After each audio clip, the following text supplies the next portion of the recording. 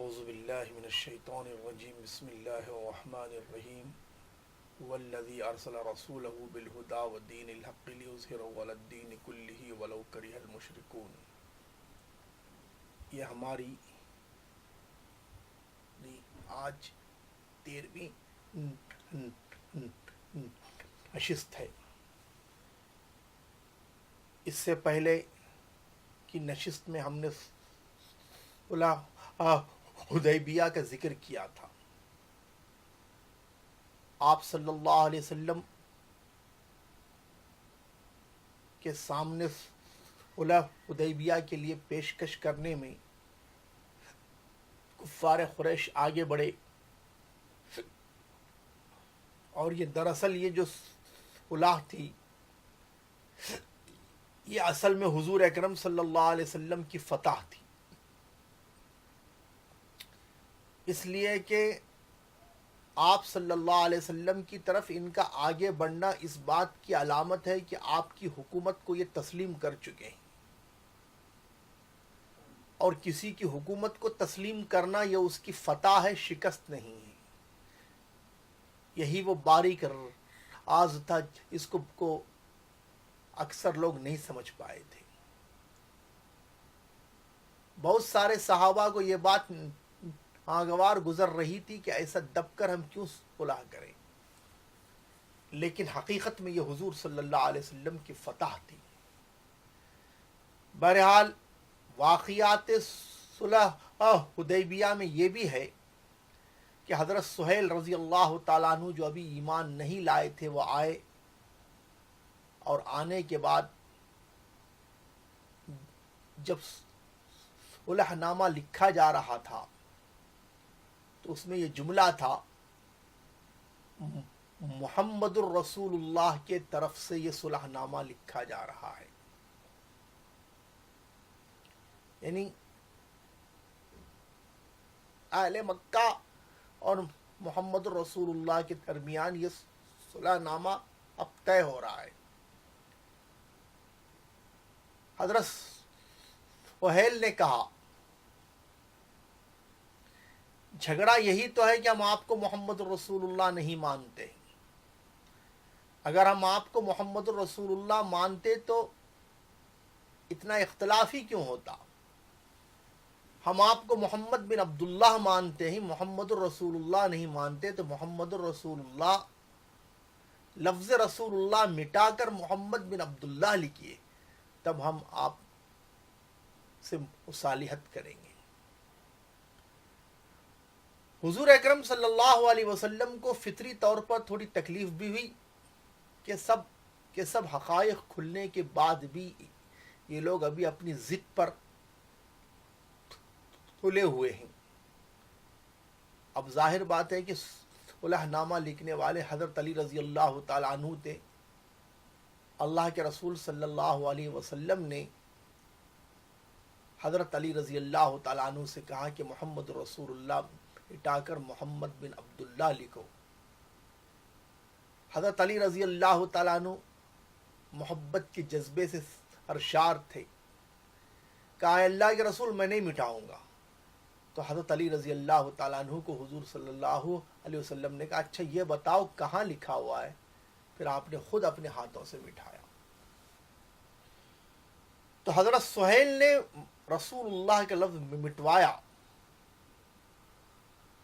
چونکہ کافر جو ہوتا ہے وہ پکا کافر ہوتا ہے۔ حضرت سہیل جو ہے کافر تھے، منافق نہیں تھے۔ اگر ان کو یہ معلوم ہوتا ہے کہ صرف یہاں معاملہ دستخط کرنے کا ہے، بعد میں اپنی زندگی جیسے چاہے گزارنا ہے، تو وہ ضرور کرتے، لیکن ان کو معلوم تھا کہ یہ دستخط کرنا گویا کہ رسول ماننا ہے، اور ہم رسول مانتے نہیں ہیں، یہی تو ہمارا اختلاف ہے۔ ہم کیونکہ یہ لوگ محمد صلی اللہ علیہ وسلم کو صادق بھی کہتے تھے، امین بھی کہتے تھے، سب کچھ کہتے تھے، لیکن رسول اللہ کی حیثیت سے آپ کو تسلیم نہیں کرتے تھے۔ یہ حرکت حضرت سہیل نے جو کی بہت غلط حرکت کی، اللہ کے رسول صلی اللہ علیہ وسلم کو بہت تکلیف ہوئی، آپ نے اس پیشکش کو بھی قبول کیا. اللہ تعالیٰ نے اس کے بعد جو سورہ فتح اتارا اس میں اللہ تعالیٰ نے یہ بات کہی هو الذی ارسل رسولہ بالہدی ودین الحق لیظہرہ علی الدین کلہ وکفی باللہ شہیدا محمد الرسول اللہ. وہی اللہ ہے جس نے اپنے رسول کو قرآن اور سچا دین دے کر بھیجا تاکہ وہ رسول اس دین کو تمام دین پر غالب کرے، اور اللہ کی گواہی آپ کے لیے کافی ہے، چاہے ساری کائنات آپ کو رسول مانے یا نہ مانے. کوئی آپ کی رسالت ان کے ماننے پر منحصر نہیں ہے. کوئی اگر آپ کو رسول مانے یا نہ مانے، ہر حال میں آپ اللہ کے رسول ہیں. آپ کی رسالت کے یہ نہ موقوف علیہ ہیں نہ مشروط عنہ ہیں. آپ کی رسالت ان کے اوپر کوئی ڈیپینڈ نہیں ہے، یہ چاہے مانے یا نہ مانے. آپ اللہ کے رسول ہیں، اللہ کی گواہی آپ کے لیے کافی ہے، اور کسی کی گواہی کی آپ کو ضرورت نہیں ہے. محمد الرسول اللہ، محمد اللہ کے رسول ہیں. گویا کہ یہ اللہ کی طرف سے ایک چیلنج تھا حضرت سہیل کو کہ یہاں سے مٹا کے دکھاؤ. یہ وہ کتاب ہے جس میں کوئی شک نہیں ہے، کلام پاک کے اندر محمد رسول اللہ کا لفظ لکھا ہوا ہے. تم نے صلح نامہ سے مٹایا، یہاں سے مٹا کے بتاؤ. یہاں قیامت تک لکھا ہوا ہے محمد رسول اللہ. بعد میں حضرت سہیل رضی اللہ تعالیٰ عنہ کو زندگی پر افسوس ہوا اس پر. جب وہ اسلام لے آئے تو اپنی اس حرکت پر بہت افسوس کا اظہار بھی کیا انہوں نے. بہرحال اس صلح نامے کے اندر محمد الرسول اللہ کا لفظ مٹایا گیا اور بسم اللہ الرحمن الرحیم کا لفظ لکھا ہوا تھا. بِاسْمِكَ اللہم لکھا گیا یا بِاسْمِهِ شانہ لکھا گیا. بِاسْمِكَ اللہم لکھا گیا، بسم اللہ الرحمن الرحیم کو مٹایا گیا. کہا رحمان اور رحیم کو، رحمان کو ہم جانتے نہیں. وَإِذَا قِيلَ لَهُمُ اسْجُدُوا لِلرَّحْمَنِ قَالُوا وَمَا الرَّحْمَنُ، جب ان سے کہا جائے رحمان کو سجدہ کرو تو کہتے ہیں کہ رحمان کیا چیز ہے. تو بسم اللہ الرحمن الرحیم مٹایا گیا. آج بھی بہت سارے لوگ 786 لکھتے ہیں یہ یہودیوں کی سازش ہے کہ تاکہ اتباع سنت کے خلاف کام کروائیں. بسم اللہ الرحمن الرحیم یہ ہے کہ سنت ہے لکھنا. خیر، وہ صلح نامہ لکھا جا رہا تھا، اس کے اندر یہ بات بھی تھی کیا کہ اگر کوئی ہمارا یعنی کوئی ہمارا آدمی آپ کے پاس جائے تو آپ اسے واپس بھیجیں گے، اور آپ کا کوئی آدمی ہمارے پاس آئے تو ہم واپس نہیں بھیجیں گے. یہ کنڈیشن حضور صلی اللہ علیہ وسلم نے منظور کر لیا. صحابہ کو یہ ناگوار گزر رہی تھی بات. اور اسی دوران ابو جندل رضی اللہ تعالیٰ عنہ آئے. ابھی معاہدہ لکھا نہیں گیا تھا. ابو جندل رضی اللہ تعالیٰ عنہ نے کہا یا رسول اللہ، میں بہت جب سے مسلمان ہوا ہوں بہت تکلیفیں سہ رہا ہوں، آپ اللہ کے لیے مجھے رہا کر دیں. تو اللہ کے رسول صلی اللہ علیہ وسلم نے ابو جندل رضی اللہ تعالیٰ عنہ کے بارے میں کہا کہ ابھی معاہدہ لکھا نہیں گیا ہے. لیکن حضرت سہیل نے نہیں مانا، چونکہ کفار کی طرف سے یہ بات کرنے کے لیے آئے تھے. اللہ کے رسول چاہتے تو 1400 صحابہ کی تلواریں نیام میں تھی. اگر تلواریں نکل جاتی تو ایک لمحے کے اندر ابو جندل کو رہائی مل سکتی تھی. لیکن آپ صلی اللہ علیہ وسلم نے صلح نامے کا لحاظ رکھا اور ابو جندل سے کہا کہ اللہ تعالیٰ تمہارا کوئی راستہ نکالے گا. ڈاکٹر حمید اللہ نے یہ بات کہی ہے کہ جو لوگ یعنی کفار کا یہ شرط لگانا کہ آپ کا کوئی آدمی ہمارے پاس آ گیا تو ہم واپس نہیں کریں گے اور ہمارا آدمی آیا تو واپس کرنا، یہ نہ. اس میں ایک بات یہ بھی ہے کہ جو مسلمان حضور صلی اللہ علیہ وسلم کا کفار سے جا کر ملتا ہے تو وہ کافر ہو گیا، پھر اس کی اسلام کو ضرورت ہی کیا ہے. اور جو مسلمان ہو کر آ رہا ہے اس کو واپس کریں گے تو اللہ تعالیٰ کوئی راستہ نکالے گا. بعد میں اللہ تعالیٰ نے وہ راستہ نکالا. ابو جندل رضی اللہ تعالیٰ عنہ کسی طرح بھاگ گئے. حضور صلی اللہ علیہ وسلم نے ان کو مدینے میں رکھا نہیں. بعد میں یہ جنگل کے اندر پھسیرا کیا. ابو بصیر رضی اللہ تعالیٰ عنہ نے بھی ایسے ہی کیا.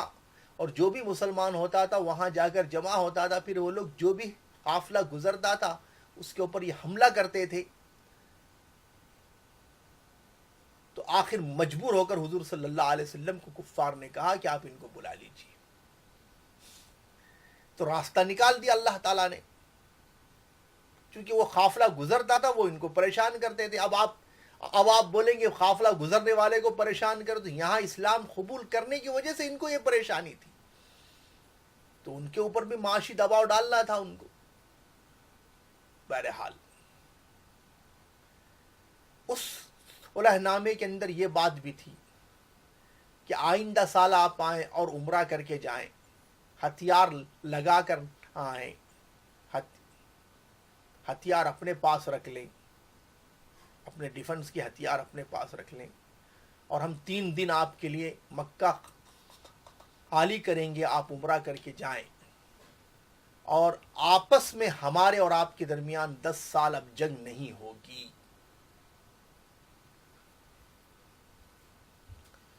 اس صلح نامہ لکھنے کے وقت یہ بات بھی تھی کہ جو جس سے ملنا چاہے وہ مل جائے. تو قبیلہ, ایک مکے میں قبیلہ تھا قبیلہ قصاع, وہ ہمیشہ قریش کی اور خزاع کے لوگوں کی کشمکش تھی. تو وہ لوگ حضور صلی اللہ علیہ وسلم سے مل گئے. اب وہ حضور صلی اللہ علیہ وسلم کے حلیف بن گئے. تو وہ لوگ حضور صلی اللہ علیہ وسلم سے مل گئے. اس کے بعد حضور صلی اللہ علیہ وسلم نے اپنا حلق کروایا, یا صحابہ کرام بھی حلق کروائے. آپ صلی اللہ علیہ وسلم نے کہا کہ میں نے یہ خواب ضرور دیکھا ہے کہ عمرہ کریں گے, لیکن اسی سال کے لیے نہیں دیکھا. بہرحال آئندہ سال آئے. اس کے بعد حضور صلی اللہ علیہ وسلم واپس تشریف لے جاتے تو سورہ فتح کا نزول ہوتا ہے. انا فتحنا لک فتحا مبینا, بے شک ہم نے آپ کے لیے کھلی ہوئی فتح دے دی ہے. یہ اصل میں حضور صلی اللہ علیہ وسلم کی فتح تھی, اس لیے کہ کفار کو یہاں نے حضور صلی اللہ علیہ وسلم کی حکومت کو تسلیم کیا تھا, اسی لیے تو آپ سے صلح کی بات کر رہے تھے.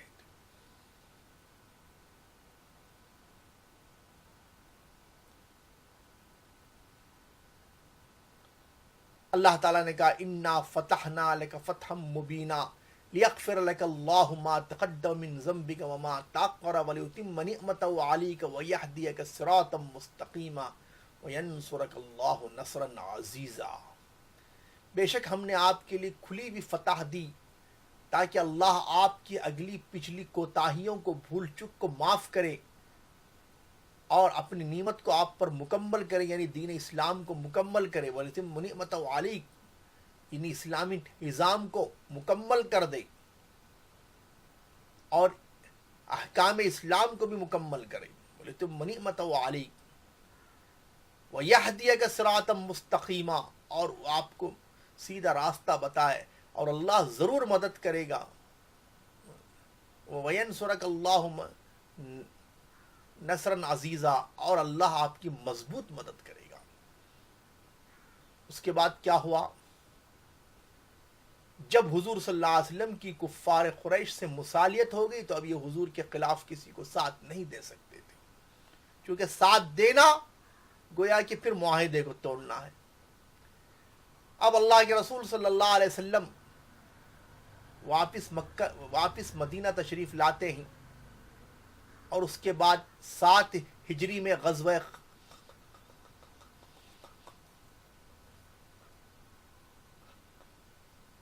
خیبر سے سابقہ پیش آتا ہے. حضور صلی اللہ علیہ وسلم یہودیوں سے نمٹنے کے لیے تشریف لے جاتے ہیں, کیونکہ یہ اسلام کے دشمن تھے. غزوہ خیبر اس میں حضرت علی رضی اللہ تعالیٰ عنہ کا بہت اہم رول ہے، چونکہ خیبر کا ایک مضبوط قلعہ حضرت ابوبکر صدیق رضی اللہ تعالیٰ عنہ کو حضور صلی اللہ علیہ وسلم نے امیر الجیش بنا کے بھیجا، لیکن وہ فتح نہیں ہوا قلعہ۔ دوسرے دن حضرت عمر رضی اللہ تعالیٰ عنہ کو آپ نے امیر الجیش بنا کے بھیجا، تب بھی وہ قلعہ فتح نہیں ہوا۔ آپ صلی اللہ علیہ وسلم نے فرمایا کل میں جھنڈا ایسے شخص کو دوں گا جو اللہ اس کے رسول کو چاہتا ہے اور اللہ اس کے رسول بھی اس کو چاہتے ہیں، یعنی اللہ اس کے رسول کا منشا یہ ہوگا کہ جھنڈا اس کو ملے۔ یعنی اس کا یہ مطلب نہیں کہ دوسرے صحابہ اللہ اس کے رسول کو نہیں چاہتے تھے، بلکہ اللہ اس کے رسول کا منشا یہ ہوگا کہ جھنڈا اس کو ملے، یہ حدیث کا مفہوم ہے۔ تو اللہ کے رسول صلی اللہ علیہ وسلم نے یہ ارشاد فرمایا، تو اس کے بعد جیسی صبح ہوئی تو سب اس کے منتظر تھے کہ یہ سعادت کس کے حصے میں آئے گی۔ حضرت عمر فاروق رضی اللہ تعالیٰ خود ارشاد فرماتے ہیں کہ میں نے کبھی عمارت کی طلب نہیں کی، لیکن اس دن مجھے بھی عمارت کی طلب پیدا ہو گئی، کہ چونکہ حضور صلی اللہ علیہ وسلم نے اتنی بڑی بات ارشاد فرمائی تھی۔ صبح ہوتے ہی حضور صلی اللہ علیہ وسلم نے جھنڈا ہاتھ میں اٹھایا اور فرمایا کہ اب، یعنی آپ نے فرمایا کہ علی ابن ابی طالب کہاں ہیں؟ تو لوگوں نے کہا وہ آج ہی صبح تشریف لائے ہیں، آنکھیں دکھ رہی ہیں، وہ سوئے ہوئے ہیں۔ تو آپ نے فرمایا بلاؤ انہیں، اور اپنا لعاب دہن لگایا، ان کی آنکھیں جو ہے، آنکھوں کا درد جو ہے یہاں ختم ہو گیا۔ آپ صلی اللہ علیہ وسلم کا یہ معجزہ تھا۔ اس کے بعد حضور صلی اللہ علیہ وسلم نے ان کے ہاتھ میں جھنڈا دیا اور فرمایا فدعوہم الی الاسلام، ان کو پہلے اسلام کی دعوت دینا، ایک آدمی کا مسلمان ہونا میرے لیے 100 سرخ اونٹ مال غنیمت سے بہتر ہے۔ اندازہ کیجئے اللہ کے رسول صلی اللہ علیہ وسلم کو غیر مسلم کو اسلام پہنچانے کی کتنی فکر تھی، اور آج ہمارا حال ہے کہ ہم غیر مسلم کو ہم دعوت دینا تو دور کی بات ہے، دعوت دینے والوں کی بھی مخالفت کرتے ہیں اور روکتے ہیں، اور ان کے اس کام کو بھی نہیں سراہتے۔ یہ اگر فکر آخرت جن کے اندر ہو، وہ کم سے کم اس نقطۂ نظر سے، اس حدیث کے تحت کوئی عالم سوچ سکتا ہے کہ اللہ کے نبی کو نے غیر مسلم کے اسلام قبول کرنے کو کتنی اہمیت دیا۔ آپ فرما رہے ہیں ایک آدمی کا مسلمان ہونا میرے لیے 100 سرخ اونٹ مال غنیمت سے بہتر ہے۔ اگر کوئی عالم وارث انبیاء ہے اور پیغمبر کا وارث ہے، اس کو چاہیے گا کہ کم سے کم اس حدیث کی روشنی میں خوف خدا رکھتے ہوئے یہ بات میں کم سے کم غیر مسلم میں دعوت دینے کا کام پہلے تو اسے کرنا چاہیے۔ وہ تو ہر امتی کا کام ہے، چونکہ کنتم خیر امت اخرجت للناس کہا گیا ہے، آپ کو تم بہترین امت ہو، لوگوں کے لیے نکالے گئے ہو۔ للمسلمین نہیں کہا گیا کہ صرف مسلمانوں کے لیے آپ کو نکالا گیا ہے، بلکہ للناس کہا گیا ہے۔ للناس میں مسلم غیر مسلم دونوں داخل ہیں۔ تامرون بالمعروف و تنہون عن المنکر کے اندر غیر مسلم کو ایمان کی دعوت، مسلمان کو اعمال صالحہ کی دعوت ہے۔ اب یہاں پر آپ جو ہے غیر مسلم میں دعوت دینے کا کام خود تو نہیں کر رہے اور الٹا مخالفت کر رہے ہیں، تو یہ بہت بڑی سخت بات ہے۔ کم سے کم اللہ کا خوف تو کیجیے۔ کوئی عالم کسی کے خبر میں نہیں آئے گا، ہر آدمی اپنے خبر میں خود ذمہ دار ہے۔ جو بات کہنا ہے قرآن حدیث کی روشنی میں سوچو، تولو، اور اپنے ضمیر سے پوچھ کر کے کہو۔ استفتی قلبک فإنہ خیر المفتی، اپنے دل سے فتویٰ پوچھو، بے شک دل بہترین مفتی ہے۔ اگر پیغمبر کے وارث ہو، نبی کے علم کے وارث ہو، تو نبی کریم صلی اللہ علیہ وسلم کی اس بات کو اس حدیث کی روشنی میں جائزہ لو اور غیر مسلم میں کام کرنے والوں لے، دعوتی کام کرنے والے کی مخالفت کرنا ہے تو سوچ سمجھ کے کرو۔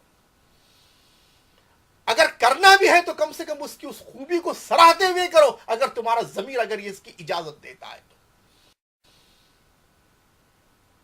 خوف خدا، انما یخشی اللہ من عباد العلماء، یہ صفت جو ہے جس کے اندر ہے وہ وہی عالم ہے، جس کے اندر وہ صفت نہیں ہے وہ کتنے ہی کتابیں پڑھ لے وہ عالم نہیں ہو سکتا، کتنے ڈگری ہو جائے وہ عالم نہیں ہو سکتا، کتنا ہی بڑا منصب اس کو حاصل ہو جائے، وہ شیخ التفسیر بن سکتا ہے، شیخ الحدیث بن سکتا ہے، شیخ الکل بن سکتا ہے، لیکن عالم دین وارث نبی وہی ہوگا جس میں خشیت اللہ ہے۔ دعوتی کام یہ جو ہے ہماری ذمہ داری تھی، علماء کی ذمہ داری ہے جب پیغمبر جو ہے لوگوں تک پہنچ کر کے دعوت کا کام کیے ہیں تو آپ کی بھی ذمہ داری ہوتی ہے کہ پیغمبر تک پہنچے، مطلب یہ کہ لوگوں تک پہنچے، عوام تک پہنچے اور دین کا کام کریں۔ اللہ کے رسول صلی اللہ علیہ وسلم نے ارشاد فرمایا، جب حضرت علی رضی اللہ تعالیٰ عنہ کو خیبر کا جھنڈا دے کر کے بھیج رہے ہیں تو فرما رہے ہیں فدو من الاسلام، ان کو اسلام کی دعوت دینا، اور فرما رہے ہیں ایک آدمی کا، آپ قسم کھا کے فرما رہے ہیں ایک آدمی کا مسلمان ہونا میرے لیے 100 سرخ اونٹ مال غنیمت سے بہتر ہے۔ اور حضرت علی رضی اللہ تعالیٰ عنہ جاتے ہیں، فاتح واپس آتے ہیں۔ تو صلح حدیبیہ کا یہ فائدہ ہوتا ہے کہ خیبر کے یہودیوں سے آپ نمٹ لیتے ہیں، اور صلح حدیبیہ سے کا یہ فائدہ بھی ہوتا ہے کہ حالات میں امن آ جاتا ہے۔ 2 سال کے اندر جب آپ نے مکہ فتح کیا تو 10,000 کا لشکر تھا، جبکہ اس وقت 1400 صحابہ تھے۔ اسلام تیزی سے پھیلتا ہے۔ اور صلح حدیبیہ کا ایک فائدہ یہ بھی تھا، یعنی یہ بھی ہوا کہ حضرت خالد بن ولید رضی اللہ تعالیٰ عنہ مکۃ المکرمہ، خالد بن ولید رضی اللہ تعالیٰ عنہ آ کر اسلام قبول کرتے ہیں۔ عمر ابن عاص رضی اللہ تعالیٰ عنہ آ کر اسلام قبول کرتے ہیں۔ یہ وہ سب لوگ تھے جن کے بارے میں اللہ کے رسول نے فرمایا کہ مکے کے اس وقت آپ نے یہ جملہ فرمایا جب آپ کو پتا چلا یہ لوگ اسلام قبول کرنے کے لیے آئے ہیں، تو آپ نے فرمایا مکے نے اپنے جگر گوشوں کو پھینک دیا ہے، عثمان بن ابی طلحہ اسلام قبول کر لیتے ہیں۔ یہ بات اس وقت بھی آپ نے ارشاد فرمائی جب آپ کو یہ پتا چلا کہ جنگ بدر کے اندر فلاں فلاں فلاں فلاں اس جو سرداران قریش آئے ہیں، تو آپ نے فرمایا مکے نے اپنے جگر گوشوں کو پھینک دیا ہے۔ اور اس وقت بھی آپ نے ارشاد فرمایا جب یہ لوگ سلنڈر ہو کر اسلام قبول کرنے کے لیے آئے، اس میں حضرت خالد بن ولید رضی اللہ تعالیٰ عنہ جنگ احد میں جو مسلمانوں کو نقصان پہنچانے میں خالد بن ولید کا بہت بڑا اہم حصہ تھا، اس میں مسلمانوں نے جبل رمات کا مورچہ چھوڑا تھا، تو خالد بن ولید رضی اللہ تعالیٰ عنہ نے موقع سے فائدہ اٹھایا تھا۔ وہی خالد بن ولید آج اسلام کے شہدائی بن رہے، اسلام کے کمانڈر بن گئے، اسلام کے علم بردار بن گئے۔ وہی عمر ابن عاص فاتح مصر بن گئے۔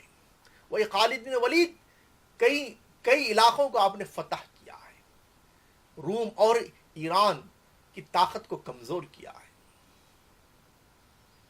یہ بھی فائدہ صلح حدیبیہ کے بعد ہوا، اور یہ بھی فائدہ ہوا حضور صلی اللہ علیہ وسلم نے بادشاہ نے اسلام کے نام پر خطوط روانہ کیے،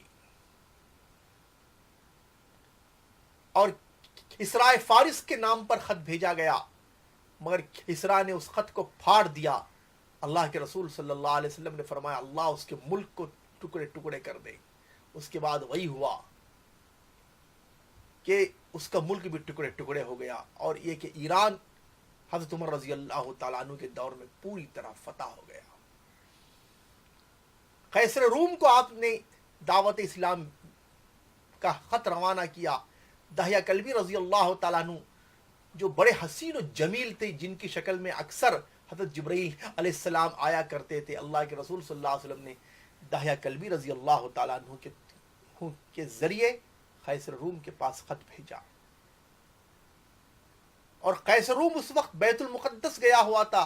حضرت دحیہ کلبی رضی اللہ تعالیٰ عنہ بیت المقدس جاتے ہیں، اور اتفاق سے ابو سفیان بھی جو ہے وہاں اپنے قافلے کے ساتھ تجارت کے لیے آیا تھا، اس لیے کہ راستہ پر امن ہو گیا، اب کفار قریش کے لیے تجارت کا راستہ کھل گیا تھا، اور اسلام کا دائرہ بھی یہاں اتنا وسیع ہو گیا کہ 10,000 لوگ جو اسلام قبول کرنے لگے۔ اس وقت ابو سفیان بھی وہاں تجارتی قافلے کے ساتھ آیا ہوا تھا۔ دحیہ کلبی رضی اللہ تعالیٰ عنہ جا کر خط پیش کرتے ہیں، ابو سفیان اور اس کے ساتھیوں کو قیصر روم انٹرویو کے لیے بلاتا ہے، جیسا کہ بخاری شریف میں تفصیلی حدیث ہے، اور مسلم میں اور دوسری کتابوں میں بھی۔ اور اس وقت قیصر روم کہتا ہے کہ تم پر خدا کی ماں، یعنی یہ کہتا ہے کہ کہ تم میں سے، کہ تم لوگوں میں سے حسب اور نسب کے اعتبار سے کون زیادہ قریب اس شخص کے ہے جس نے مجھے خط لکھا ہے، وہ نزدیک آ جائے، اور اس کو قریب بٹھاتا ہے، اور ان سے کہتا ہے کہ تم پر خدا کی مارو اگر ابو سفیان نے جھوٹ بولا اور تم نے مخالفت نہیں کی۔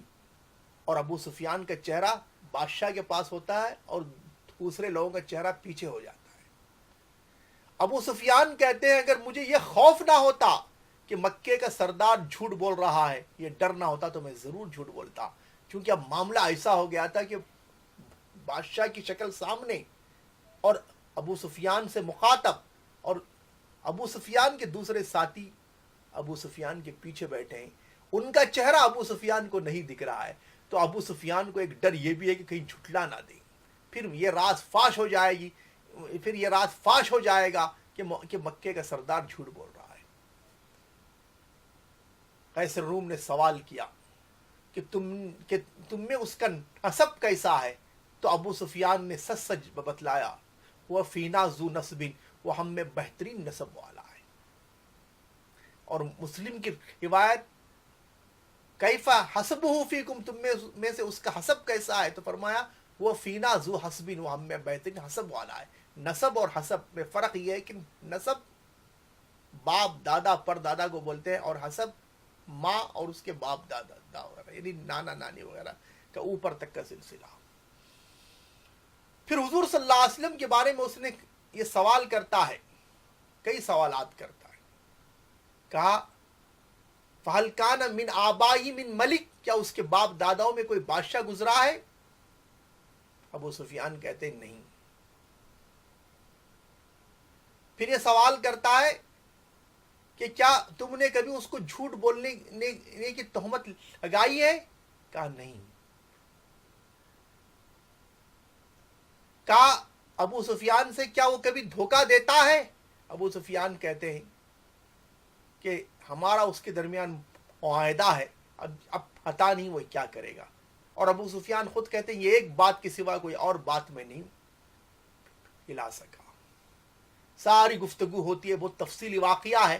اس کے بعد ابو سفیان کہتا ہے، یعنی قیصر روم کہتا ہے کہ میں نے تم سے یہ سارے سوالات کیے، تم نے اس سارے سوالات کے جوابات دیے، اگر یہ تمہاری باتیں سچ ہیں تو جان لو کہ وہ نبی ہے۔ وَقَدْ كُنْتُ أَعْلَمُ أَنَّهُ خَارِجٌ وَلَمْ أَكُنْ أَظُنُّ أَنَّهُ مِنْكُمْ، اور مجھے معلوم تھا کہ وہ پیغمبر آنے والے ہیں، لیکن مجھے یہ معلوم نہیں تھا کہ وہ تم میں سے آئیں گے۔ اور لو كنت عنده لغسلت عن قدمي، اگر میں ان کے پاس ہوتا تو میں ان کے دونوں پیر کو دھوتا، یعنی اظہار عقیدت کا مظاہرہ کیا، اور فرمایا لو كنت عنده لتجشمت لقاء، اگر میں ان کے پاس ہوتا تو ملاقات کر لیتا، اور فرمایا سیملک موضع قدمی ہاتین، ان قریب اس کی سلطنت یہاں تک بھی پہنچے گی، یعنی اظہار دین حق یہاں تک ہوگا۔ یہ ساری باتیں کہیں۔ ابو سفیان اس دربار سے باہر نکلنے کے بعد کہتے ہیں کہ آج، یعنی اللہ کے رسول صلی اللہ علیہ وسلم کے بارے میں کہتے ہیں کہ ابو کبشہ کا معاملہ بہت بڑا ہو گیا، یعنی حضور صلی اللہ علیہ وسلم کی کنیت ہے۔